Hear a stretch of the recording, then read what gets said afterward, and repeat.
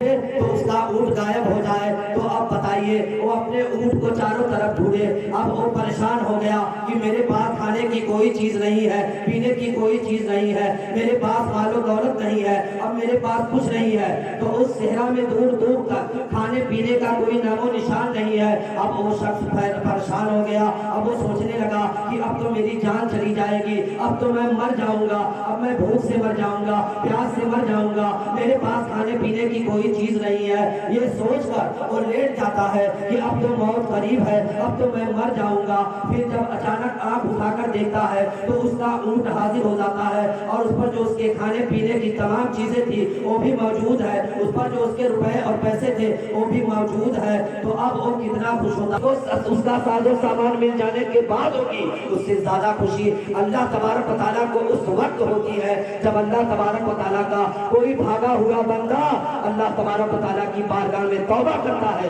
تو اللہ تبارک و تعالیٰ اس شخص سے زیادہ خوش ہوتا ہے۔ برادران ملت اسلامیہ، یہ اللہ تبارک و تعالیٰ کا کرم ہے کہ اللہ تبارک و تعالیٰ نے ہمیں توبہ کا موقع دیا۔ ہم بے شمار گناہ کرتے رہے، ہم گناہوں کے دلدل میں پھنسے رہے، لیکن اللہ تبارک و تعالیٰ کی رحمت ہمیں پکار پکار کر یہ کرتی ہے کہ اے میرے بندو، آج گناہوں سے توبہ کر لے، آج میں تیری مغفرت فرما دوں گا، آج میں تیری توبہ کو قبول فرما لوں گا۔ لیکن ہمارا کیا حال ہے؟ ہم گناہوں میں اس قدر ملوث ہیں، ہم گناہوں میں اس قدر ڈوبے ہوئے ہیں کہ ہم اللہ تبارک و تعالیٰ کی رحمت کی طرف دھیان نہیں دیتے اور گناہ پہ گناہ کیے جا رہے ہیں۔ برادران ملت اسلامیہ، آج ہر نوجوان حسین عورت کے پیچھے پڑا ہوا ہے، آج ہر نوجوان عورتوں کے چکر میں پڑا ہوا ہے۔ آخر ماجرا کیا ہے؟ برادران ملت اسلامیہ، وہ اس دنیاوی حسن کو اصل حسن سمجھتا ہے، لیکن آپ اندازہ لگائیے کہ اگر اس سفید چمڑی کو حسن کا نام دو گے تو بلال کی خوبصورتی کو کس کھانے میں رکھو گے؟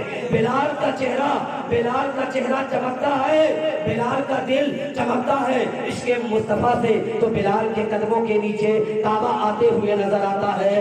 برادران ملت اسلامیہ، یہ سفید چمڑی حسن نہیں ہے، دراصل حسن عشق رسول حسن ہے، اور پیارے حبیب صلی اللہ تعالیٰ علیہ وسلم کا تقوی حسن ہے، عشق مصطفیٰ حسن ہے، اور یہ حسن ہے کہ اللہ بھی حسن کا طالب ہے۔ کسی نے کہا ہے کہ او حسن ہے سید ابرار تمہارا، کہ او حسن ہے سید ابرار تمہارا، اللہ بھی ہے طالب دیدار تمہارا، کیوں دید کے مشتاق نہ ہو حضرت یوسف، اللہ کا دیدار ہے دیدار تمہارا، اللہ کا دیدار ہے دیدار تمہارا۔ برادران ملت اسلامیہ، آئیے توبہ کے تعلق سے ایک بات آپ حضرات کے سامنے عرض کرتا چلوں کہ ایک شخص ہے، اور یہ حدیث پاک میں جو میں بیان کر رہا ہوں اس میں عشق رسول بھی ہے اور توبہ کا بھی حال ہے۔